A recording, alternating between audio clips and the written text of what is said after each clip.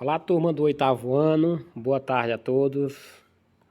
É o professor Franciberto aqui. Hoje nós iremos estudar a Revolução Francesa. Eu queria que vocês pegassem o livro de vocês na página 50 e 51, que nós iniciaremos falando sobre a Revolução Francesa. Pessoal, eu apenas irei apresentar o tema aqui da Revolução Francesa para vocês, mas o conteúdo específico mesmo dessa aula, ela vai estar no livro didático e no próximo vídeo que eu irei estar postando aqui no grupo do WhatsApp para vocês. A Revolução Francesa, ela é considerada pelos historiadores como um marco divisório da história moderna para a história contemporânea, certo? Então, a Revolução Francesa, a gente vai ver quais foram as causas que ocorreram essa Revolução Francesa, por que começou a ter essa revolução e qual foi as consequências que veio após estas revoluções. Porque um dos maiores acontecimentos da humanidade foi um processo revolucionário, essa Revolução Francesa, e foi inspirado em ideias iluministas, como nós já estudamos as ideias iluministas. Então, a Revolução Francesa, ela foi inspirada em ideias iluministas, certo?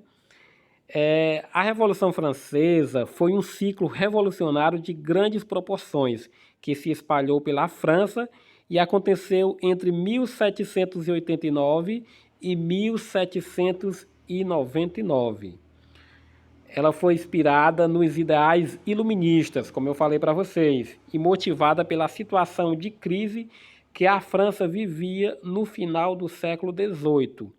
Causou também profundas transformações e marcou o início da queda do absolutismo europeu. Então, a Revolução Francesa, ela é um marco na história da humanidade, certo? Bom, pessoal, naquela época, no século XVIII, a França estava vivendo uma monarquia absolutista ainda.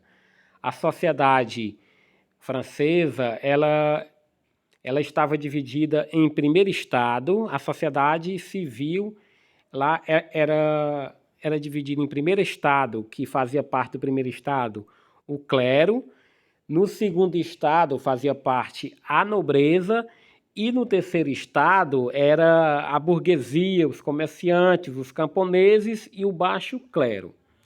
É interessante ressaltar aqui com vocês que o clero e a nobreza tinham vários privilégios nessa sociedade, enquanto que mais de 90% da população fazia parte do terceiro estado e sustentava os privilégios tanto do clero quanto da nobreza. E dentre os principais acontecimentos e informações relativas à Revolução Francesa, nós podemos destacar alguns. A Revolução Francesa retirou sua base ideológica dos iluministas. Isso nós já falamos no início aqui do vídeo. Antes da Revolução, a França era uma monarquia absolutista governada por Luís XIII, que era o rei daquela época. Ou melhor, Luís XVI, perdão, era o rei da França no século XVIII. A França, ela vivia uma intensa crise econômica durante as décadas de 1770 e 1780, e essa, em partes, motivou o início da Revolução. É como eu falei para vocês. Esse terceiro estado, ele bancava todos os privilégios do segundo e terceiro estado, que era o clero e a nobreza. O clero era aquele povo lá da igreja, né? E a nobreza eram os reis e seus familiares.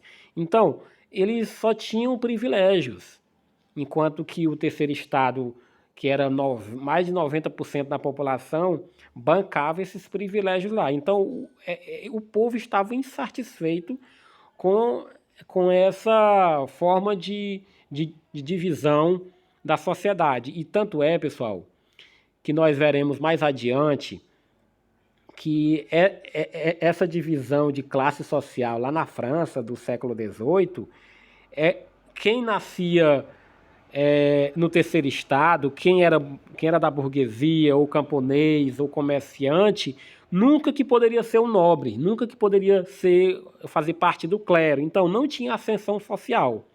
Era uma sociedade totalmente estamental, não tinha ascensão social, como hoje se pode um filho de pobre trabalhar e conseguir dinheiro e depois ser um milionário, bilionário, né? Mas naquela época não. Se você nascesse camponês, você morreria camponês, certo? Não tinha ascensão social naquela época. As causas da Revolução Francesa. A Revolução Francesa resultou direto da crise que a França vivia no final do século XVIII. A insatisfação popular com a crise econômica e política que o país vivia aliou-se aos interesses da burguesia em implantar no país, né? A burguesia queria implantar no país as ideias dos iluministas, como forma de combater os privilégios da aristocracia francesa. Então, os burgueses queriam fazer parte da questão econômica do país. Então, a insatisfação popular dos camponeses, comerciantes, o baixo clero, se aliou aos interesses da burguesia para assim começarem essa Revolução Francesa. Bom, como vocês podem ver aqui nesse desenho aqui, a sociedade francesa era dividida em primeiro estado, o clero, segundo estado, a nobreza e o terceiro estado, o restante da população. A maior parte da população era nesse terceiro estado. Essa divisão social na França tinha uma clara desigualdade social, uma vez que primeiro e segundo estado possuíam privilégios que não se estendiam ao terceiro estado. O destaque vai para a isenção de impostos que ambas as classes possuíam e para o direito de alguns nobres de poderem cobrar imposto dos camponeses que trabalhavam em suas terras. Então, pessoal, o pessoal do terceiro estado só trabalhavam e pagavam imposto para bancar os privilégios da nobreza e do clero, do segundo e terceiro estado, como era dividida a sociedade francesa naquela época. Então, a revolta começou daí. A maior parte da população começou a se revoltar. Mas por que que os caras lá têm todo o privilégio, não trabalham, e nós que só trabalhamos, pagamos imposto, não temos nenhum privilégio? Então começou essa insatisfação popular. Ok?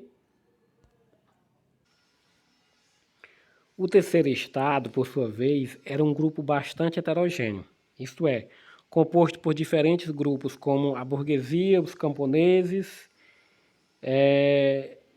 Os camponeses viviam na pobreza, ao passo que a aristocracia francesa vivia uma vida de luxo.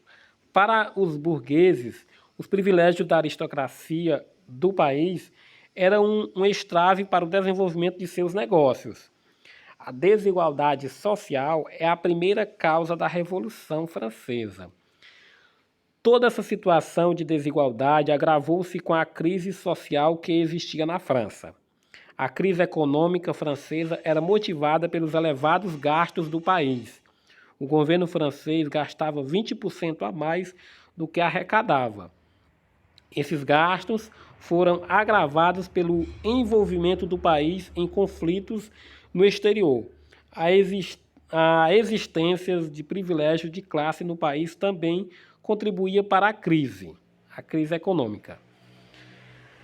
A crise econômica na França aumentava a pressão principalmente para as classes de baixo, uma vez que o custo de vida aumentou, a oferta de empregos foi reduzido e os impostos cobrados pela nobreza aumentavam quase sempre. É importante ressaltar, pessoal, que a população mais pobre tinha que bancar todos os privilégios, tanto da nobreza quanto do clero, que era o segundo e terceiro estado, como era, ou melhor, segundo e primeiro estado, como era dividido a sociedade francesa. Nós veremos na frente que essa população do terceiro estado, formada pelos burgueses, os comerciantes, os camponeses, eles se reuniram e começaram a criar revoluções na França.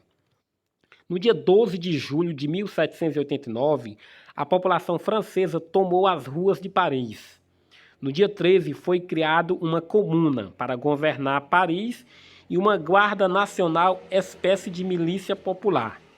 No dia 14, a população partiu para tomar armas e pólvora do governo e, com isso, atacou a Bastilha, antiga fortaleza convertida em prisão que era usada para aprisionar opositores dos reis franceses.